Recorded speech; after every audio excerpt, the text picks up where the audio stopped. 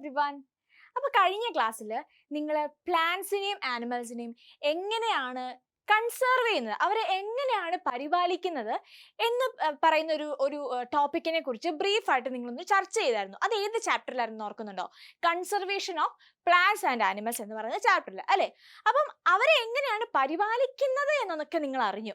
പക്ഷേ അവരുടെ mode of reproduction, അവർ എങ്ങനെയാണ് കുഞ്ഞുങ്ങളെ ഉൽപ്പാദിപ്പിക്കുന്നത്, എങ്ങനെയാണ് ബേബീസിനെ ഉൽപ്പാദിപ്പിക്കുന്നത് എന്നുള്ള കാര്യങ്ങളൊക്കെ നമുക്ക് ഈ ഒരു ചാപ്റ്ററിൽ പറയാം.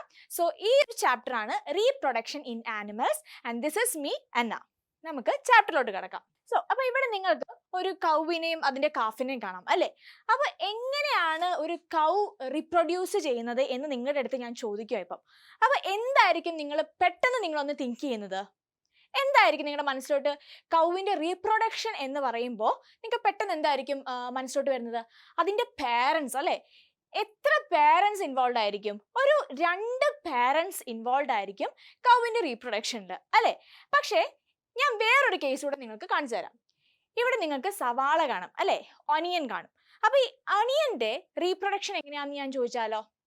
അപ്പം ഈ കൗ ആയിട്ട് നിങ്ങൾക്ക് റിലേറ്റ് ചെയ്യാൻ പറ്റുമോ? ഇല്ല അല്ലേ? ഒണിയൻ എങ്ങനെയാണ് റീപ്രൊഡ്യൂസ് ചെയ്യുന്നത്? ആ ഒണിയൻ ബൾബിൽ കൂടെയാണ്, അല്ലെങ്കിൽ വെജിറ്റേറ്റീവ് പ്രൊപ്പഗേഷൻ എന്ന് പറയുന്ന ഒരു പ്രോസസ്സ് വഴിയാണ് ഒണിയൻ റീപ്രൊഡ്യൂസ് ചെയ്യുന്നത് അല്ലേ? അപ്പം ഈ ഒണിയന്റെ റീപ്രൊഡക്ഷന്റെ കേസിൽ അവിടെ എത്ര പേരൻസ് ആയിരിക്കും ഇൻവോൾവ് ആവുക? ഒരൊറ്റ പേരന്റ് ഇൻവോൾവ് ആവുള്ളൂ അല്ലേ? അപ്പൊ നമുക്ക് ഒരു കൗവിന്റെ റീപ്രൊഡക്ഷനും ഒരു ഒണിയന്റെ റീപ്രൊഡക്ഷനും തമ്മിൽ കമ്പയർ ചെയ്യുമ്പോൾ എന്താ നമുക്ക് ഫസ്റ്റ് നമ്മൾ ഒരു സ്ട്രാറ്റജി ആയിട്ട് നമ്മൾ എടുക്കുക? അതിന്റെ പേരൻസ് അല്ലേ? സോ 2 പേരൻസ് ഇൻവോൾവ് ആവുന്ന ഒരു റീപ്രൊഡക്ഷൻ മെത്തേഡ്, അതിനെയാണ് നമ്മൾ സെക്ഷുവൽ റീപ്രൊഡക്ഷൻ എന്ന് പറയുന്നത്. ഓക്കെ, അതേസമയം ഒരൊറ്റ പേരന്റ് ഇൻവോൾവ് ആയിട്ടുള്ളൂ എങ്കിൽ അതിനെ നമ്മൾ അസെക്ഷുവൽ റീപ്രൊഡക്ഷൻ എന്ന് പറയുന്നു. സോ അപ്പം നമ്മൾ ഏതൊക്കെ രീതിയിലുള്ള റീപ്രൊഡക്ഷൻ ആണ് ആനിമൽസിൽ അല്ലെങ്കിൽ പല പല ഓർഗാനിസത്തിൽ കാണുന്നത് എന്നാണ് നമ്മൾ ഈ ഒരു ചാപ്റ്ററിൽ പ്രതിപാദിക്കുന്നത്. അപ്പം നമ്മളിപ്പോൾ എന്താ പറഞ്ഞത്? നമ്മൾ ഒണിയന്റെ കേസിൽ ഓൺലി 1 parent ഈസ് ഇൻവോൾവ് അല്ലേ? പക്ഷെ നമ്മൾ കൗവിന്റെ കേസ് പറഞ്ഞപ്പോഴോ അവിടെ വി ഹാവ് 2 parents ഇൻവോൾവ് അല്ലേ? 2 പേരൻസ് ഇൻവോൾവ് ആയിരിക്കുന്ന ഒരു റീപ്രൊഡക്റ്റീവ് മോഡ് അല്ലെങ്കിൽ മോഡ് ഓഫ് റീപ്രൊഡക്ഷനെയാണ് നമ്മൾ സെക്ഷുവൽ റീപ്രൊഡക്ഷൻ എന്ന് പറയുന്നത്. Okay, now in case of onion only 1 parent is involved അല്ലേ? അപ്പം അതുകൊണ്ട് തന്നെ അതിനെ നമ്മൾ asexual reproduction എന്ന് പറയുന്നു. Okay, so these are the various modes of reproduction in organisms. So one is sexual reproduction and the other is asexual reproduction. So these are the 2 modes of reproduction that takes place in organisms. So first നമുക്ക് ഓരോന്നായിട്ട് കാണാം. ആദ്യം sexual reproduction എന്താണെന്ന് കാണാം. അതൊക്കെ കഴിഞ്ഞിട്ട് നമുക്ക് asexual reproduction എന്താണെന്ന് നമുക്ക് ബ്രീഫായിട്ട് കാണാം. ഓക്കെ, സോ സെക്ഷൽ റീപ്രൊഡക്ഷൻ എന്താണെന്ന് നമ്മൾ പറഞ്ഞത് 2 പേരൻസ് ഇൻവോൾവ് ആയിട്ടുള്ള ഒരു മോഡ് ഓഫ് റീപ്രൊഡക്ഷനെയാണ് നമ്മൾ സെക്ഷൽ റീപ്രൊഡക്ഷൻ എന്ന് പറയുന്നത് അല്ലേ? അപ്പോൾ 2 പേരൻസ് ഇൻവോൾവ് ആയിരിക്കുമ്പോൾ അവിടെ എന്തൊക്കെയാണ് അവിടെ ഒരു ഫ്യൂഷൻ നടക്കുന്നത്? എന്തിൻ്റെയൊക്കെ ഒരു ഫ്യൂഷനാണ് നടക്കുന്നത്? 2 പേരൻസ്, അതായത് ഒരു മെയിൽ പാരന്റും ഉണ്ടാവും ഒരു ഫീമെയിൽ പാരന്റും ഉണ്ടാവും അല്ലേ? സോ ഒരു മെയിൽ പാരന്റും ഉണ്ടാവും, അതേസമയം ഒരു ഫീമെയിൽ പാരന്റും ഉണ്ടാവും അല്ലേ? അപ്പം മെയിൽ പാരന്റിൽ നിന്ന് പ്രൊഡ്യൂസ് ചെയ്യുന്ന മെയിൽ ഗാമേറ്റും ഫീമെയിൽ പാരന്റിൽ നിന്ന് പ്രൊഡ്യൂസ് ചെയ്യുന്ന ഫീമെയിൽ ഗാമേറ്റും കൂടെ ഫ്യൂസ് ചെയ്തിട്ട് ഉണ്ടാവുന്ന ഓഫ് സ്പ്രിങ്. സോ അതാണ് സെക്ഷൽ റീപ്രൊഡക്ഷനിൽ നടക്കുന്നത്. ഓക്കെ, സോ ഹിയർ ഇതിൻ്റെ ഫ്യൂഷൻ ആണ് സെക്ഷൽ റീപ്രൊഡക്ഷനിൽ നടക്കുന്നത്.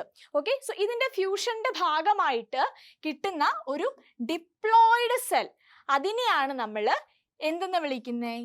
സൈഗോട്ട് എന്ന് വിളിക്കുന്നത്. സോ അതെങ്ങനെയാണ് ഡിപ്ലോയിഡ് ആയെന്ന് വെച്ചാൽ, നമ്മുടെ മെയിൽ ഗാമറ്റ് ഉണ്ടല്ലോ, ഈ മെയിൽ ഗാമറ്റ് എന്ന് പറയുന്നത് ഹാപ്ലോയിഡ് സെറ്റ് ഓഫ് ക്രോമസോംസ് ആയിരിക്കും. അതേസമയം നമ്മുടെ ഫീമെയിൽ ഗാമറ്റ് എന്ന് പറയുന്നതും ഹാപ്ലോയിഡ് സെറ്റ് ഓഫ് ക്രോമസോംസ് ആയിരിക്കും. Male gamete is called sperm. In case of human beings നമ്മൾ സ്പേം എന്ന് വിളിക്കുന്നു അല്ലേ? മെയിൽ ഗാമറ്റിന് നമ്മൾ സ്പേം എന്ന് വിളിക്കുന്നു. ഇനി അതേസമയം ഫീമെയിൽ ഗാമറ്റ് ഉണ്ടല്ലോ, സോ ഈ ഫീമെയിൽ ഗാമറ്റിനെ നമ്മൾ എന്തെന്ന് വിളിക്കുന്നു? എഗ് അല്ലെങ്കിൽ ഓവം എന്ന് വിളിക്കുന്നു. Okay, so the fusion of sperm and egg or ovum. So ഇതിനെയാണ് നമ്മൾ സെക്ഷുവൽ റീപ്രൊഡക്ഷൻ എന്ന് വിളിക്കുന്നത്. And this results in the formation of what A diploid zygote. മനസ്സിലായില്ലേ? സോ ഇതാണ് സെക്ഷുവൽ റീപ്രൊഡക്ഷൻ എന്ന് പറയുന്നത്. നൗ ഇനി നമുക്ക് അറിയാം, നമ്മൾ ഓൾറെഡി പറഞ്ഞു ഒരു മെയിൽ പാരന്റും ഉണ്ടാവും ഒരു ഫീമെയിൽ പാരന്റും ഉണ്ടാവും അല്ലേ? അപ്പൊ നമുക്ക് എന്തൊക്കെയാണ് ഒരു മെയിൽ ആൻഡ് ഫീമെയിൽ റീപ്രൊഡക്റ്റീവ് സിസ്റ്റത്തിൽ അടങ്ങിയിരിക്കുന്ന അല്ലെങ്കിൽ അവരുടെ ആ ഒരു സ്ട്രക്ചറിലുള്ള പാർട്സ് എന്തൊക്കെയാണെന്ന് നമുക്ക് ബ്രീഫായിട്ട് പറയാം. നിങ്ങൾക്ക് ഒത്തിരി അധികം പാർട്സ് ഒന്നും നിങ്ങൾക്ക് പഠിക്കാനില്ല, ആകെ 8ാം ക്ലാസ് അല്ലേ ആയിട്ടുള്ളൂ. അപ്പോൾ നമുക്ക് ജസ്റ്റ് ബ്രീഫായിട്ട് ബേസിക് ആയിട്ടുള്ള ഏതൊക്കെ പാർട്സ് ഉണ്ടെന്നുള്ളത് നമുക്കിപ്പം നോക്കാം. ഓക്കെ, സോ നമുക്ക് first we will move on to male reproductive system. So male reproductive system നമ്മൾ എടുക്കുവാണെങ്കിൽ in human beings we have 3 parts. നമുക്കിപ്പം ഞാൻ പറഞ്ഞ പോലെ നിങ്ങൾക്ക് ഒരുപാട് പാർട്സ് നിങ്ങൾക്ക് പഠിക്കാനില്ല, ടെക്സ്റ്റിലാകെ പാടി ഈ ഒരു 3 പാർട്സേ പറഞ്ഞിട്ടുള്ളൂ. സോ നമുക്ക് 3 പാർട്സ് ഏതൊക്കെയാണെന്ന് പഠിക്കാം. So the first part is testis. Okay, the first part is testis. The second part is sperm duct എന്ന് പറയുന്നത്, നമുക്ക് ഒരു ഓർഡർ പഠിക്കാം. Okay, sperm duct. And the third part is penis. So testis എന്ന് വെച്ചാൽ ടെസ്റ്റിസിലാണ് സ്പേംസ് അല്ലെങ്കിൽ male gametes produce ചെയ്യുന്നത് ടെസ്റ്റിസിലായിരിക്കും. അപ്പോൾ ഈ ടെസ്റ്റിസിൽ ആവശ്യത്തിന് ഒരു ടെമ്പറേച്ചർ അവർ മെയിൻറ്റെയിൻ ചെയ്യുന്നുണ്ട്. സോ ആ ടെമ്പറേച്ചറിൽ സ്പേം പ്രൊഡക്ഷൻ നടക്കത്തുള്ളൂ. So this is the importance of this ടെസ്റ്റിസ്. Okay, അപ്പം ടെസ്റ്റിസിലാണ് എന്ത് പ്രൊഡ്യൂസ് ചെയ്യുന്നത്? സ്പേം അല്ലെങ്കിൽ മെയിൽ ഗാമേറ്റ് പ്രൊഡ്യൂസ് ചെയ്യുന്നത് ടെസ്റ്റിസിലാണ്. ഇനി coming to the next part of male reproductive system, അതായത് ഇവിടെ നിങ്ങൾക്ക് ഒരു ലോങ് ട്യൂബുലാർ കോയിൽഡ് സ്ട്രക്ചർ നിങ്ങൾക്ക് കാണാം അല്ലേ? അപ്പം ഈ ഒരു പാർട്ടിനെയാണ് നമ്മൾ സ്പേം ഡക്റ്റ് എന്ന് വിളിക്കുന്നത്. ഓക്കെ, സ്പേം ഡക്റ്റിന് നമുക്ക് വേറൊരു പേരും പറയാം. Okay, that is vas deferens. നിങ്ങൾ ചിലപ്പം ഈ ഒരു പേരിലായിരിക്കും ചിലപ്പോൾ കേൾക്കുക. സോ 2 പേരും ഉണ്ട് സ്പേം ഡക്റ്റിന്. One is sperm duct and the other is vas deferens. So ഈ 2 പേര് നിങ്ങൾ ഓർത്ത് വെക്കുക കേട്ടോ, കാരണം പരീക്ഷയ്ക്കൊക്കെ ചിലപ്പോൾ വാസ് ഡെഫറൻസ് എന്ന് ചോദിക്കാം. അപ്പം നിങ്ങൾക്ക് കൺഫ്യൂഷൻ ആവാൻ പാടില്ല. ഓക്കെ, സോ ഇതാണ് ഈ ഒരു ലോങ് കോയിൽഡ് ആയിട്ടുള്ള ആ ഒരു ട്യൂബുലാർ പാർട്ടിനെയാണ് നമ്മൾ വാസ് ഡെഫറൻസ് അല്ലെങ്കിൽ സ്പേം ഡക്റ്റ് എന്ന് പറയുന്നത്. ഇനി എന്താണ് നമ്മൾ ടെസ്റ്റിസിന്റെ ഫംഗ്ഷൻ പറഞ്ഞു, എന്തായിരുന്നു? സ്പേം പ്രൊഡ്യൂസ് ചെയ്യുക അല്ലേ? അപ്പം എന്തായിരിക്കാം ഈ ടെസ്റ്റിസിനോട് കണക്ട് ചെയ്തിരിക്കുന്ന സ്പേം ഡക്റ്റിന്റെ ഫംഗ്ഷൻ?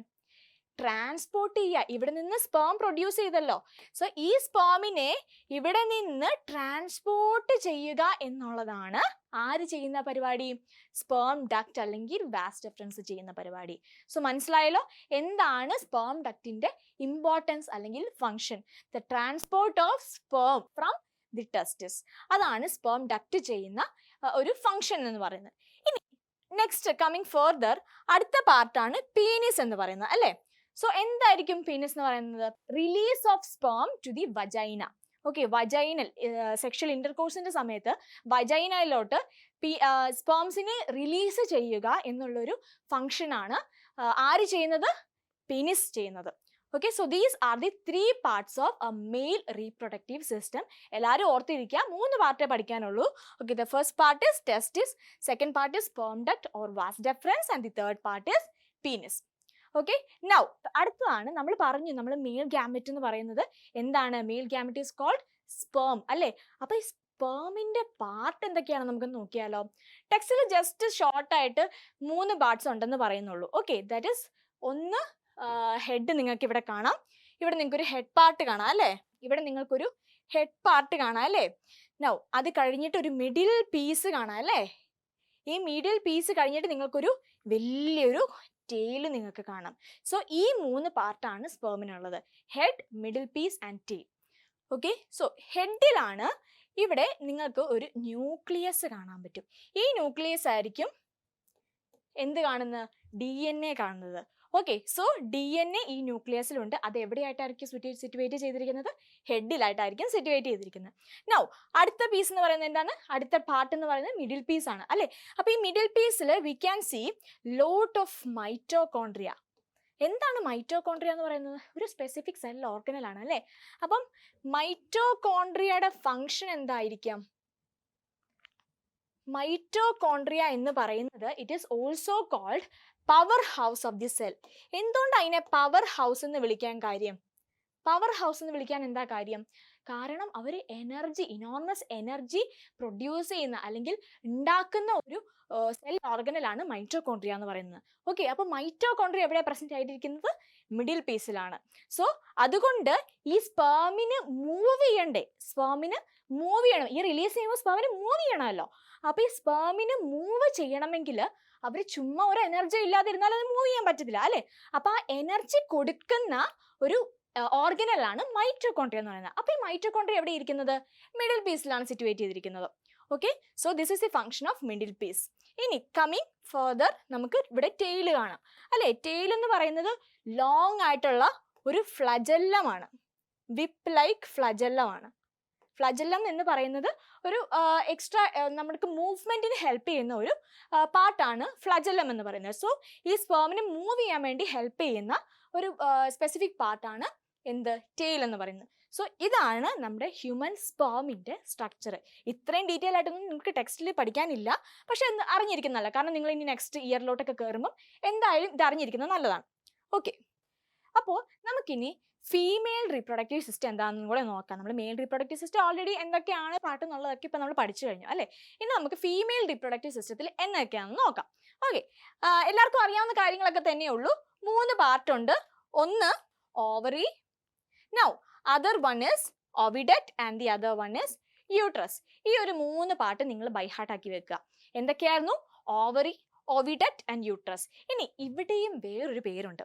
ഓക്കെ, ഓവിഡക്റ്റിനെ നമ്മൾ ഫെല്ലോപ്പിയൻ ട്യൂബ് എന്നും വിളിക്കുന്നു. നമ്മൾ നേരത്തെ പറഞ്ഞു സ്പേം ഡക്റ്റിന് വേറൊരു പേരുണ്ടെന്ന് അല്ലേ. വാസ് ഡിഫറൻസ് എന്ന് പറഞ്ഞൊരു പേരും കൂടെ ഉണ്ട്. അതും ഒരു ലോങ് ട്യൂബുലാർ സ്ട്രക്ചർ ആയിരുന്നു. അതേപോലെ തന്നെ ഇവിടെ ഫീമെയിൽ റീപ്രൊഡക്റ്റീവ് സിസ്റ്റത്തിനും ഇവിടെ ഒരു ലോങ് ട്യൂബുലാർ ഒരു സ്ട്രക്ചർ ഉണ്ട്. അതിനെയാണ് നമ്മൾ ഓവിഡക്റ്റ് എന്ന് പറയുന്നത്.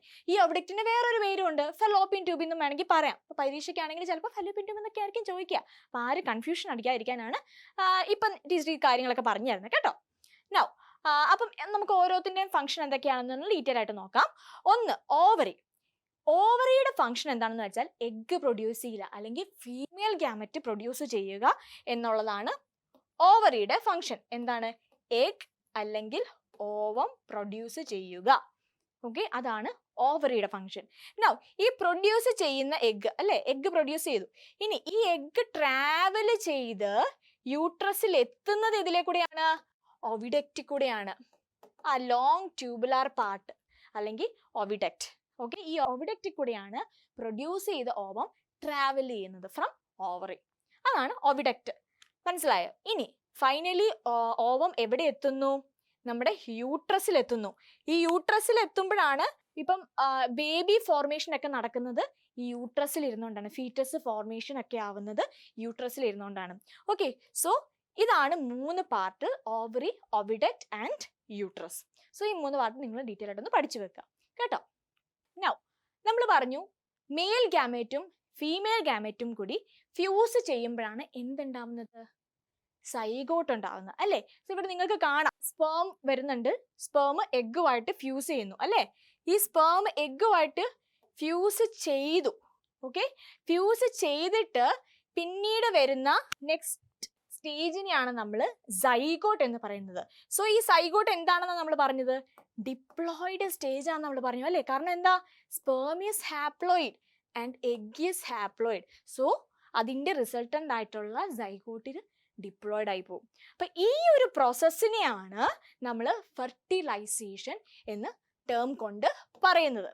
Okay, so fertilization is the fusion of male gamete, that is sperm, and the female gamete, that is ovum or egg. Okay, so this is called fertilization. ഇപ്പോൾ fertilisation നടക്കാത്ത cases ഒക്കെ ഉണ്ടാവാം അല്ലേ. ചില നമ്മൾ കേട്ടിട്ടുണ്ടാവാം ഓവിഡക്റ്റിൽ അല്ലെങ്കിൽ ഫെലോപ്പിയൻ ട്യൂബിലൊക്കെ ചിലപ്പോൾ ബ്ലോക്ക് വരുന്ന ഒരു അവസ്ഥയൊക്കെ വരും ചില ഫീമെയിൽസിലൊക്കെ. അപ്പം ആ ഒരു സിറ്റുവേഷനിലൊക്കെ വേറെ മെത്തേഡ്സ് ഒക്കെ ഉണ്ട് അല്ലേ. അങ്ങനെ കുഞ്ഞുങ്ങളൊക്കെ ഉണ്ടാവാതിരിക്കുന്ന ഒത്തിരി കപ്പിൾസ് ഉണ്ട് അല്ലേ. സോ അവർക്കൊക്കെ ആയിട്ടാണെങ്കിലും വേറെയും കുറച്ച് മെത്തേഡ്സ് ഉണ്ട്. സോ ആ ഒരു മെത്തേഡാണ് IVF എന്ന് പറയുന്നത്, that is in vitro fertilisation.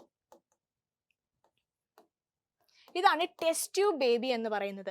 നമ്മൾ ലാബറട്ടറി കണ്ടീഷനിൽ വെച്ചിട്ട് സ്പേമും ഓവവും കളക്ട് ചെയ്തിട്ട് ഡോണറിൻ്റെയും റെസിപ്പീറ്റിൻ്റെയും ഒക്കെ ബോഡിയിൽ നിന്ന് കളക്ട് ചെയ്തിട്ട് നമ്മൾ ലാബറട്ടറി കണ്ടീഷൻസിൽ ഫ്യൂസ് ചെയ്യിക്കും. സോ അതുകൊണ്ടാണ് അതിന് ഇൻ വിട്രോ ഫെർട്ടിലൈസേഷൻ എന്ന് പറയുന്നത്. സോ അത് കഴിഞ്ഞിട്ട് ഫ്യൂസ് ചെയ്ത് സൈഗോട്ട് ആവുന്ന ഒരു സ്റ്റേജ് ഉണ്ടല്ലോ, ആ സൈഗോട്ട് ആവുന്ന ഒരു സ്റ്റേജിൽ അത് കഴിഞ്ഞിട്ട് അതിൻ്റെ ഡെവലപ്മെൻറ്റിന് വേണ്ടിയിട്ട് ഫീമെയിൽ റീപ്രൊഡക്റ്റീവ് സിസ്റ്റത്തിൽ അല്ലെങ്കിൽ യൂട്രസിൽ പോയിട്ട് ഡെപ്പോസിറ്റ് ചെയ്യും. എന്നിട്ട് ബാക്കി ബേബിയുടെ ഡെവലപ്മെൻ്റ് ഒക്കെ യൂട്രസിലായിരിക്കും നടക്കുക.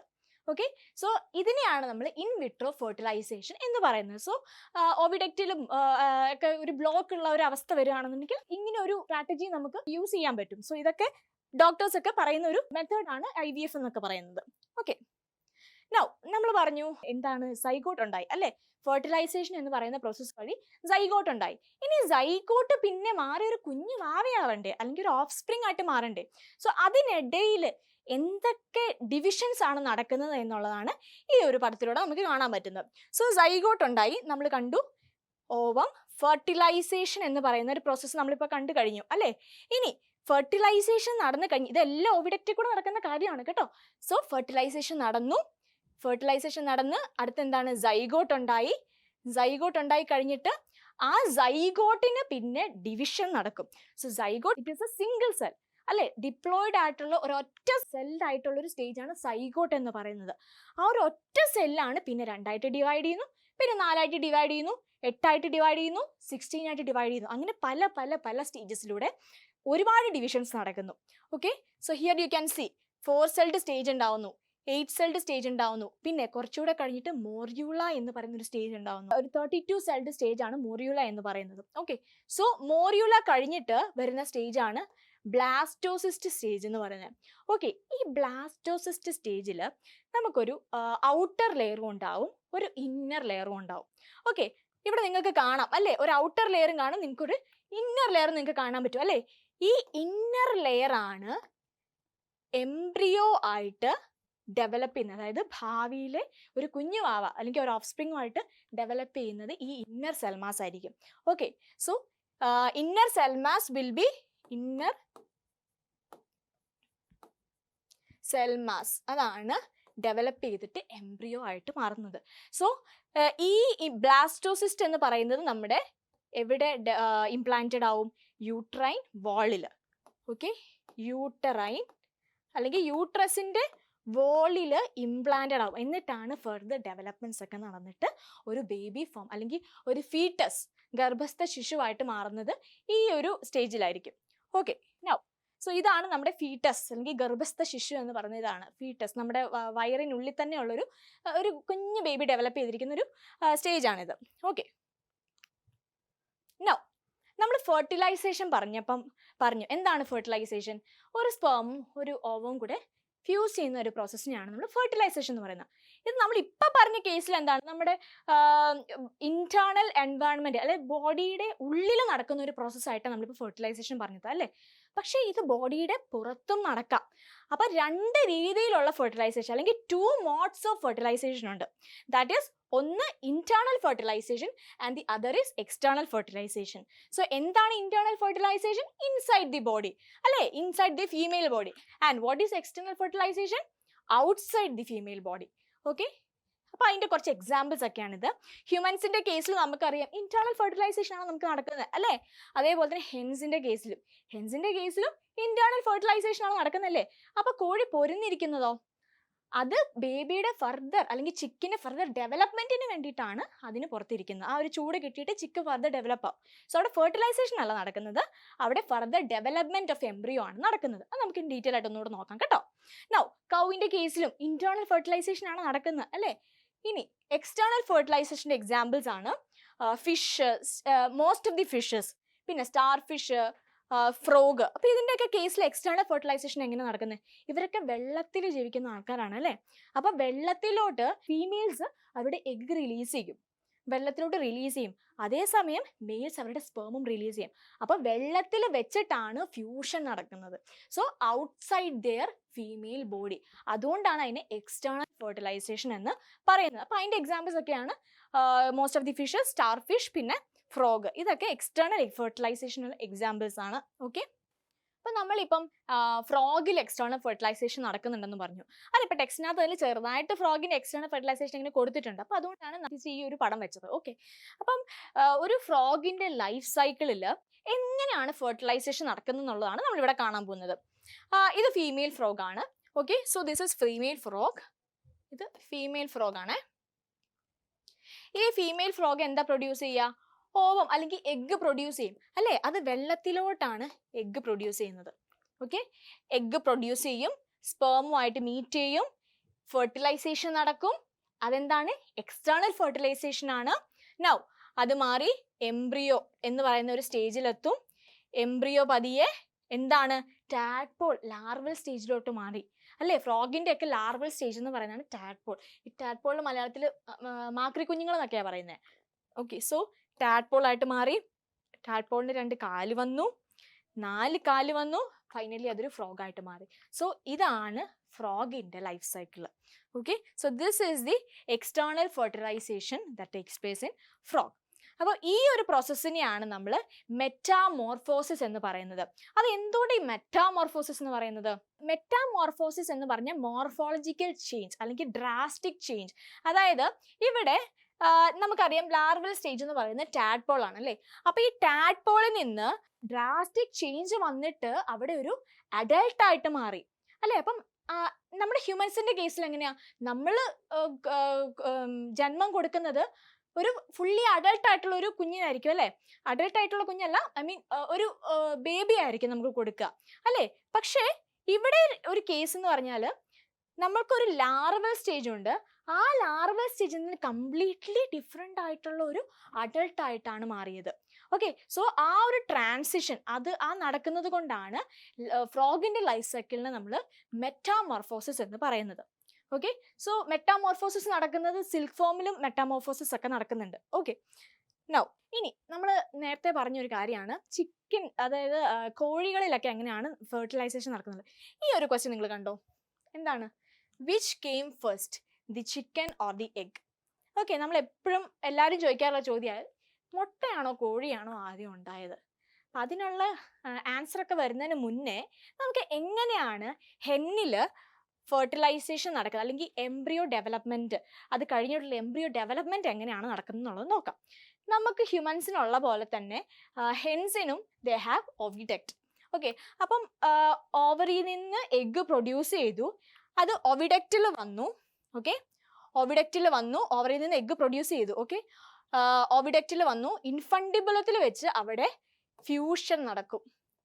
ഓക്കെ, സ്പേമും എഗ്ഗും കൂടെയുള്ള ഒരു ഫ്യൂഷൻ, അല്ലെങ്കിൽ മെയിൽ ഗ്യാമേറ്റും ഫീമെയിൽ ഗ്യാമേറ്റും തമ്മിലുള്ള ഒരു ഫ്യൂഷൻ നടക്കുന്നു. ഓക്കെ, സോ ഫെർട്ടിലൈസേഷൻ എവിടെ നടക്കുന്നത്? ഓവിഡക്റ്റിൽ. ഓക്കെ, നൗ അവിടെ നിന്ന് താഴോട്ട് വരും തോറും അല്ലെങ്കിൽ നമ്മുടെ യൂട്രസിൽ എത്തുന്നതിന് മുൻപായിട്ട് ഇത് ട്രാവൽ ചെയ്യുമല്ലേ, നമ്മുടെ സൈഗോട്ട് ട്രാവൽ ചെയ്തുകൊണ്ടിരിക്കുകയല്ലേ.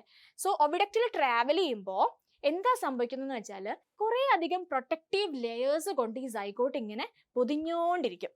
നമ്മൾ കാണുന്ന മുട്ടയില്ലേ, മുട്ടയ്ക്ക് പുറമെ ഒരു ഹാർഡ് ഷെല്ല് നിങ്ങൾക്ക് കാണാം അല്ലേ? അപ്പോൾ ആ മുട്ടയ്ക്കുള്ളിൽ പുറത്തുള്ള ആ ഹാർഡ് ഷെല്ല് ഈ ഒബ്ഡിക്റ്റിൽ കൂടെ സൈഗോട്ട് പാസ് ചെയ്ത് യൂട്രസിൽ എത്തുന്നതിന് മുന്നേ ആയിട്ട് വരുന്ന ഒരു പ്രൊട്ടക്റ്റീവ് ലെയേഴ്സ്, കുറച്ചധികം പ്രൊട്ടക്റ്റീവ് ലെയേഴ്സ് ആണ് നമ്മൾ ഹാർഡ് ഷെല്ലായിട്ട് കാണുന്നത്. ഓക്കെ, സോ അപ്പം ഇനി അമ്മമാരൊക്കെ അടുത്ത് പോയി പറഞ്ഞു കൊടുക്കും, ഇത്തിരി ഒരു വെയിറ്റ് ഒക്കെ വരും. ഓക്കെ, സോ അതാണ് നമ്മൾ എഗ്ഗിൻ്റെ പുറത്ത് കാണുന്ന ഹാർഡായിട്ടുള്ള പ്രൊട്ടക്റ്റീവ് കോട്ട് എന്ന് പറയുന്നത്. അത് യൂട്രസിൽ വന്നിട്ട് അത് പുറത്തോട്ട് വന്നു. ഓക്കെ, ഹെന്നിൻ്റെ ബോഡിയിൽ നിന്ന് പുറത്തോട്ട് വന്നു. ഇനി നമ്മൾ എങ്ങനെയാണ് എംബ്രിയോ ഡെവലപ്മെന്റ് എന്നാണ് പറയുന്നത്. ഓക്കെ, കോഴി പൊരുന്നിരിക്കാന്ന് പറയാം അല്ലെ? എന്തിനാ പൊരുന്നിരിക്കുന്നത്? കോഴി മുട്ട ഒക്കെ ഇട്ട് കഴിഞ്ഞിട്ട് അതിൻ്റെ പുറത്ത് പോയിട്ട് ഇങ്ങനെ ഇരിക്കുന്ന കാണാം അല്ലേ, കുഞ്ഞുങ്ങളെ ഉണ്ടാക്കാൻ വേണ്ടിയിട്ട് അല്ലേ?